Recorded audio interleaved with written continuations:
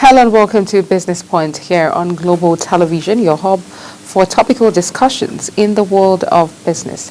I am Queen Agaba, and today we bring you news making rounds in the business space. Firstly, the House of Representatives has warned celebrities and influencers in Nigeria against promoting unregistered investment schemes.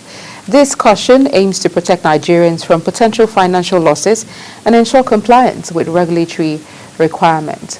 What are the key points worthy of note? The House emphasized the importance of adhering to investment regulations and registering schemes with relevant authorities. The warning also highlights the need to safeguard investors, particularly vulnerable individuals, from fraudulent schemes. And then celebrities and influencers promoting unregistered schemes may face penalties and damages to their applications. What are the implications? The warning also raises awareness among celebrities, influencers, and the general public about the risks associated with unregistered investment schemes. The House may also, take further action to enforce compliance and protect investors. Before promoting investment schemes, celebrities and influencers are warned to verify the registration with relevant authorities. Individuals should be cautious when investing in schemes promoted by celebrities or influencers, ensuring that these schemes or these investment platforms are registered and compliant with regulations.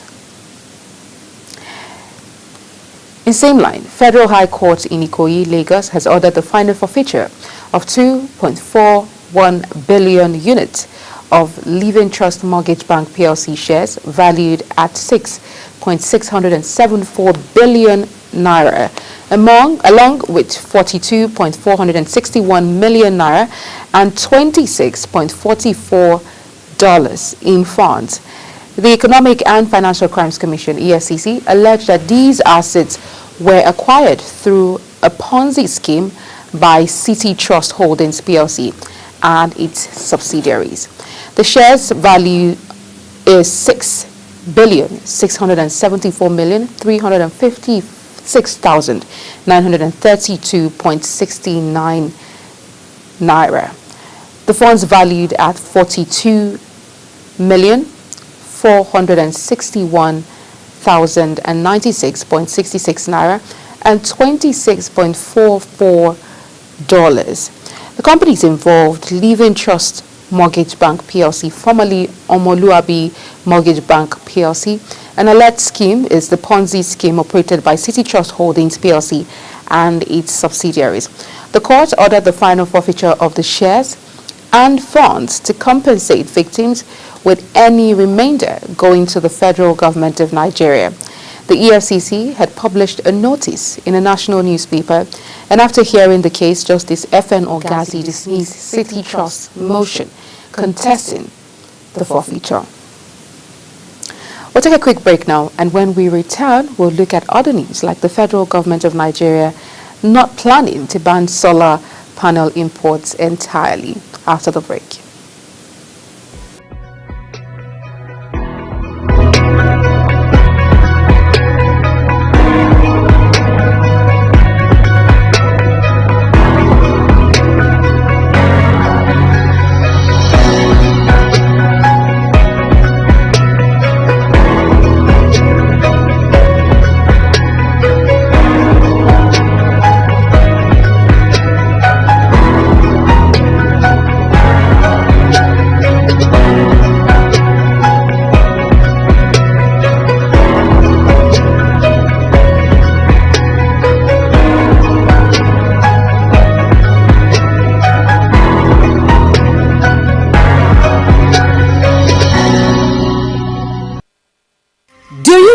That Global Television can be watched in Nigeria and all over the world.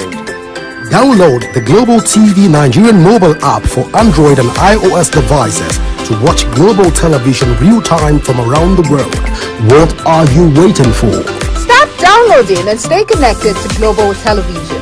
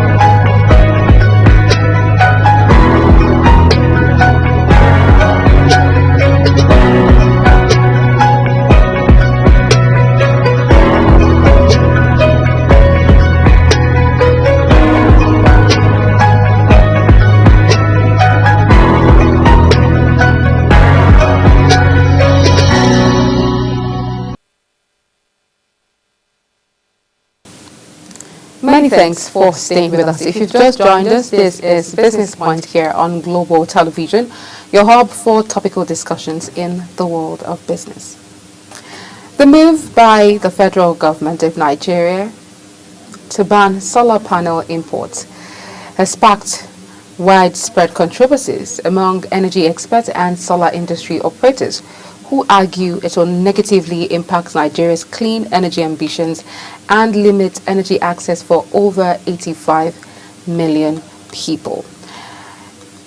Nonetheless, the federal government of Nigeria isn't planning to ban solar panel imports entirely, but rather the Nigerian Customs Service has imposed a 10% tariff on solar panels, consisting of a 5% duty and 5% value-added tax. This move, which has sparked controversies, have concerns raised by industry operators. The tariff will lead to higher prices for solar panels, making them less competitive in the market and potentially slowing down demand growth. They argue that the increased costs will disproportionately affect rural dwellers who rely on solar energy, undermining efforts to improve energy access, and that also Nigeria's budding solar market, which is valued at over 18 billion naira and employing over 10,000 people, may grind to a halt due to the new tariff.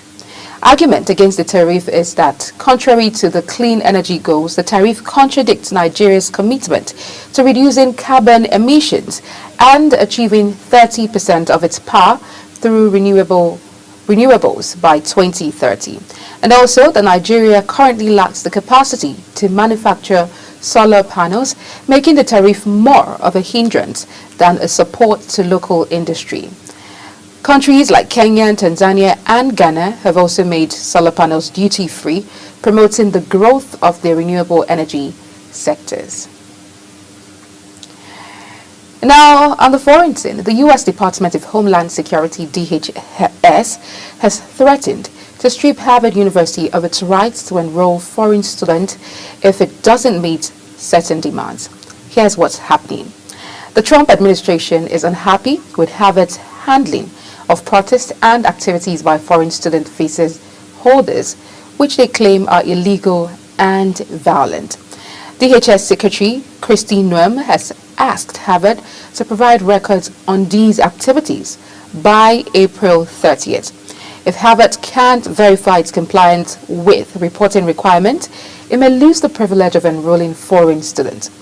And for the consequences, the university is already facing other challenges, including loss of funding, which of course the Trump administration has frozen $2.3 billion in funding for Harvard. There's even talk of revoking Harvard's tax-exempt status, with the IRS reportedly planning to make a final decision soon. 2 DHS grants worth over $2.7 million have already been terminated. This isn't an isolated incident, as the Trump administration has also targeted other universities like Columbia, Princeton, and Northwestern over similar issues. Human rights advocates are raising concerns about free speech and academic freedom. Now back to Lagos, Nigeria. Food prices have skyrocketed, with significant increases in the cost of essential items like tomatoes, peppers, and other staples. According to a recent report, prices have surged by over 300% in some cases, making it challenging for residents to afford basic necessities. For price increase on various foods, tomatoes, a 50 kg basket now costs 100,000 naira, up from 35,000 naira in 2023. In high-end areas like Lekki and Ajah, prices have reached 120,000 naira. Now for peppers, a 50 kg bag of Scotch bonnet peppers, also known as Rodo or Atarodo, now sells for 120,000 naira, which has recorded a 600% increase from 18,000 naira, while bell peppers and red chili peppers have also seen significant price jumps to 95,000 naira and 110,000 naira respectively. For onion, a 100 kg basket now costs 70,000 naira, up from 25,000 naira. The causes of these price hikes has not been disassociated from insecurity, which farmers no longer have farming activities due to banditry, kidnapping, and violence on farmlands, leading to reduced supply and increased prices. While the cost of transporting food items across the country has also contributed to the price surge. The impact on residents has been enormous, as many residents are struggling to afford basic food items, leading to concerns about malnutrition and food insecurity. The price hikes has further reduced the purchasing power of Nigerians, exacerbating poverty and hunger. While there have been reports of government interventions like attempts to regulate prices, the effectiveness of these measures remains to be seen. Some critics argue that more needs to be done to address the root causes of the price hikes, including insecurity and transportation costs. We move over to FinTech, where Access Holding FinTech subsidiary Hydrogen has reported a significant turnaround in its financial performance for 2024. While the exact figure mentioned is 1.8 billion naira profit, let's break down the available data to understand Hydrogen's performance. Hydrogen recorded an after-tax profit of 1.45 billion naira in the first 9 months of 2024, a significant increase from the 883 million loss in the same period last year. The company's operating income surged by 515.3% to 5.68 billion naira in the first 9 months of 2024, up from 923 million naira in the corresponding period of 2023. In the first half of 2024, Hydrogen posted a profit of 238 million naira, marking a notable turnaround. The payment achieved a remarkable 1,871% growth in top-line revenue in H1 2024 compared to H1 2023, contributing significantly to Access Holdings' profitability. Access Holdings' digital expansion plan has likely played a crucial role in Hydrogen's growth, enabling the fintech subsidiary to reach more customers and offer innovative services. Hydrogen's remarkable revenue growth and profit indicate its exceptional performance and contribution to the profitability of Access Holdings. And also, as Hydrogen continues to thrive, Access Holdings' profitability, it's likely that the fintech subsidiary will remain a key focus area for the company, with its impressive growth trajectory. Hydrogen is well positioned to make a significant impact in the Nigerian fintech landscape. Now, the Vice President, Kashim Shettima, has urged ministries, departments and agencies, MDAs, to support ease of doing business in Nigeria through data sharing and dialogue. He emphasized that the need for collaboration and synergy among MDAs to foster a robust business environment, citing President Bola Tinubu's Renewed Hope agenda, which prioritizes ease of doing business to attract investors.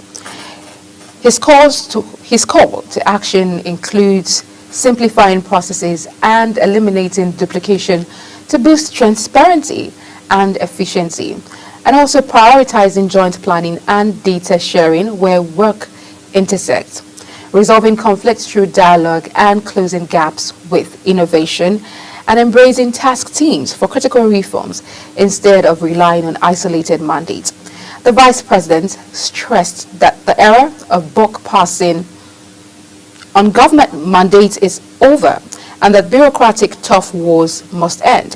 He emphasized the importance of trust, innovation, and measurable improvement in government service delivery, stating that Nigerians deserve efficient, transparent, and responsive public institutions.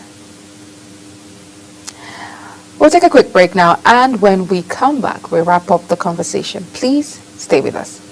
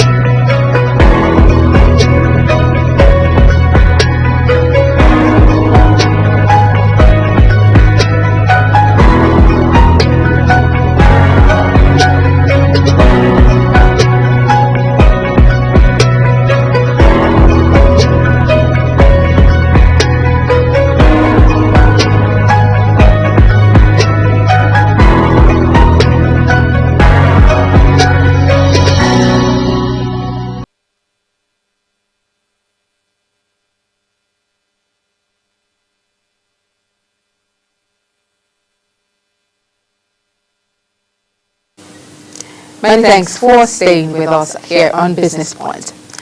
The Nigerian currency showed weakness during midweek trading at the unofficial market, despite improved fundamentals in the country's official market. The Naira faced increased pressure in the black market, trading at 1,620 Naira to $1 compared to 1,605 Naira to $1 the previous day. Market activity indicates that the Nigerian spot value appears stronger than traders had projected in the forward market, despite improvement in market liquidity and a weaker US dollar index globally. Participants in the foreign exchange market remain optimistic. Despite this minor decline in exchange rates, there was an inflow of $847 million through the NAFEM window, up from $795 million the previous week. The Central Bank of Nigeria, CBN, accounted for 22.87% of the total inflow, followed by foreign portfolio investors at 32.26%, non-bank corporates at 22.0%, exporters at 17.97%, and other sources at 40.9%. Ongoing trade tensions between the United States and China, along with concerns about a potential global recession, have negatively impacted the crude oil market, which typically has a positive correlation with the Naira's outlook. Crude oil prices currently sit approximately $10 below the federal government's benchmark. Although the greenback recovered slightly from a 7-month low against the yen, it appears poised to record its fourth consecutive weekly decline as investors pull back from the U.S. in response to the tariffs imposed under the Trump administration. The U.S. has repeatedly threatened, implemented, and then delayed significant tariffs, undermining the dollar and eroding investor confidence in U.S. economic growth and stability. The euro and yen have both gained roughly 5% against the dollar in just over 2 weeks. The euro recently depreciated slightly by $1.1373. The US dollar index presents a bearish outlook, hovering around the 99.5 support level as of Thursday. The moving average divergence continues to show a sell signal with the formation of new red histogram bars, while the relative strength index stands at 27, firmly in oversold territory. The overall technical structure suggests that the risk remains tilted to the downside amid ongoing macroeconomic uncertainty and softening yield differentials, unless the index sees a strong recovery above the 100.5 level. Well, that's about global business update. Now let's take a look at some of our stories on the news in the world of business today. First of all, we told you that the House of Representatives has warned celebrities and influencers in Nigeria against promoting unregistered investment scheme. This caution aims to protect Nigerians from potential financial losses and ensure compliance with regulatory requirements. And also, the Federal High Court in Ikoyi, Lagos, has ordered the final forfeiture of 2.41 billion units of Living Trust Mortgage Bank PLC shares, valued at 6.674 billion naira, along with 42.461 million naira and $26.44 in funds. And the Economic and Financial Crimes Commission alleged that these assets were acquired through a Ponzi scheme by City Trust Holdings PLC and its subsidiaries.